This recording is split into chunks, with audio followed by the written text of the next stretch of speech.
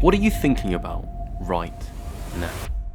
Most likely, you're thinking negative thoughts, worries, fears, anxieties.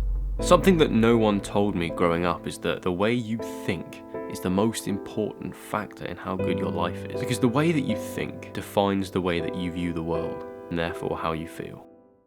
My name is Joel. I'm an 18-year-old psychology student trying to help people like you and me have better lives. And there are two main approaches to change the way that you think. When we look at the brain, we can split it into two main sections.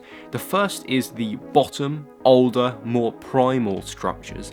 And at the top, we have the cortex that is associated with higher order functions like consciousness, language, and rationality. One method of changing your thought patterns comes from focusing on the functions of the bottom, more primal or lower order brain structures. And the other method comes from using the cortex, using those higher order functions in a top-down manner. That may sound very scientific, but I'm going to give you practical advice that I use every single day to try and change my negative thoughts into more positive ones. The bottom-up approach is a way of changing your thoughts without using thoughts at all. These lower, more primal brain regions like the limbic system and the brainstem are associated with the kind of functions that all animals have, like breathing, like movement, like digestion, regulating your heart rate, things of that nature. Neuroscientist Andrew Huberman, who has gained popularity over the past few years, says that in order to change the state of our mind, we need to change the state of our body, and that is a rule to live by. Therefore, the bottom-up approach focuses on using breath work and movement to change our thought patterns. Our nervous system consists of two very important branches. One is called the sympathetic nervous system, which regulates our responses to threat through action, and the other is called the parasympathetic nervous system, which regulates our state of calm and relaxation in the presence of no threat. If you're thinking in a negative manner in a way that doesn't serve you, you can use the functions of these two branches of the nervous system to change that. The best way to kickstart the sympathetic nervous system is to take part in rigorous exercise. When you train hard, you're basically tricking your body into thinking you are under threat, to thinking you're in a dangerous scenario. And in such case, your body will release certain neurochemicals, certain hormones like adrenaline that give you a boost of energy to push you through the workout. What happens when you finish that workout, you finish that exercise, is those hormones and those neurotransmitters are still flowing around your body, and they have anti-anxiety effects. In a way, the training gives you a kind of mental reset, puts you back in this moment and gives you a bit of clarity in your mind. If I've had a difficult day and I'm emotionally all over the place and my thinking is foggy, I'll go to the gym for an hour, do some rigorous training, and then when I'm done, all that psychological waste is just away, it's just gone. And I'm not feeling as bad as I was before. You can gain the same effects though through jogging around your neighborhood or walking at a decent pace.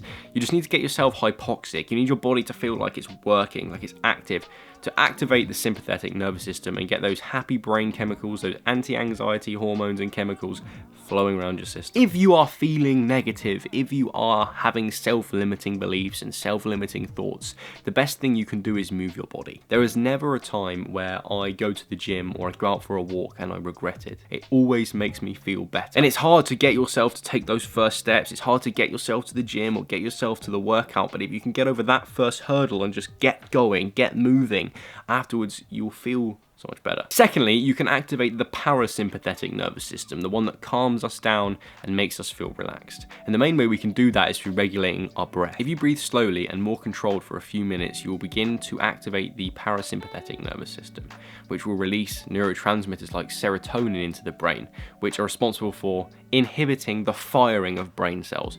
Basically, in real world terms, that means it will stop the thoughts pinging around in your head constantly. Something I've learned to do if I'm anxious or if I'm worried about something or I can feel my heart rate is raising and I don't want to be that stressed is I'll do box breathing, where I'll breathe in for 4 seconds, hold for 4 seconds, exhale for 4 seconds, hold for 4 seconds, and just repeat that in a constant 4, 4, 4, 4. You'll find if you do this, the inner voice, that inner chatter, that inner narrative always talking to you, will start to chill out a little bit more. The bottom-up approach is definitely the easiest way to change how you think because everyone can move and everyone can breathe. It's the most fast-acting and the results are very significant. By using our cortex, or more specifically the prefrontal cortex, we can carry out the top-down approach to changing the way you think. This is harder and it's a bit more abstract as it involves thinking your way out of your thoughts. It is about rationalizing the way we are thinking and differentiating between the thoughts that serve us and the thoughts that don't, so we can try and increase more of the former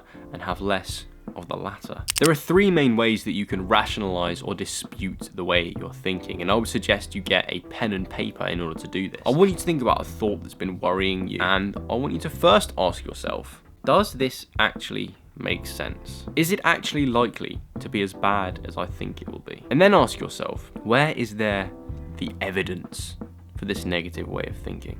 Where's the concrete, empirical data that proves that the way I'm thinking is correct? And thirdly, and arguably most significantly, is this way of thinking, is this thought pattern serving me? Is it helpful? Is it making my life better or making my life worse? And every time I go through those three questions in my head when something's troubling me, the answer becomes clear. It doesn't really make sense. Things probably won't be as bad as I think they'll be. There's no evidence that what I'm thinking about is true, and it's not serving me at all. In fact, it's making me feel worse. It's ruining my day.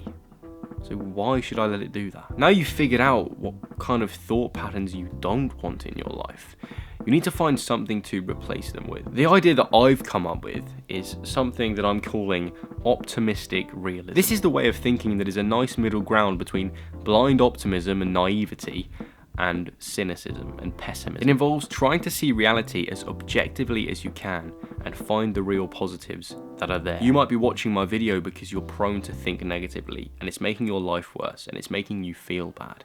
And that just might be the blind truth. But the positive you can take from that is you've made the first step to make things better. You've recognized that things aren't going how you'd like, and you've made a movement to make things better. You're gaining some information, even though I'm just some kid on the internet. The top-down approach is all about changing your mindset, changing the way you view your own thoughts and the events that happen in your life. So dispute your negative and irrational beliefs and replace them with some optimistic realism and see what happens. If you want to know more about how psychology can improve your life, you can watch this video from me. You can also sign up to my newsletter down in the description, and I write an article a week on psychology and personal development that you'll get directly into your inbox. With that said, thank you so much for watching, and I'll see you next time.